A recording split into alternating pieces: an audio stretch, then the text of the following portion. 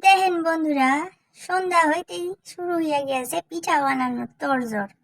তো আজ তেমন কিছু বানাবো না, কারণ অমাবস্যা মায়ের পূজার দিনকে তো বানাইছিলাম। তো আজকে একটু সরু চাকলি করতেছি, এই যে দেখেন।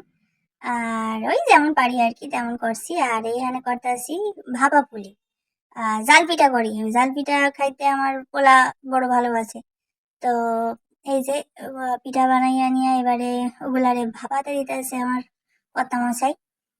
কারণ এগুলো গরমের মধ্যে করতে হয়, তো সেকা খাই বড্ড, ওই জন্য এগুলা ওই কইরা দেয়। তো এই চাপা ঢাকা চাপা দিয়ে দিয়েছিলাম। তো এই এখন আবার হইয়াও গেছে, দেখেন কি সুন্দর। তো এবারে ওগো খাইতে দিব। তো এই দেখেন সরু চাকলিও রেডি হয়ে গেছে। আর এই যে এখানে নারকেল কুড়ি দিয়া আর গুড় দিয়া দিলাম, সরু চাকলি দিয়া খাবো। আর দিছি ওই যে সরু চাকলিও দিয়া দিলাম, আর দিব জাল পিঠা। তো দেখেন আমার আজ পৌষ পার্বণের পিঠা কিন্তু তৈরি হয়ে গিয়েছে। আবারও কইতাছি সকলকে পৌষ পার্বণের আন্তরিক প্রীতি ও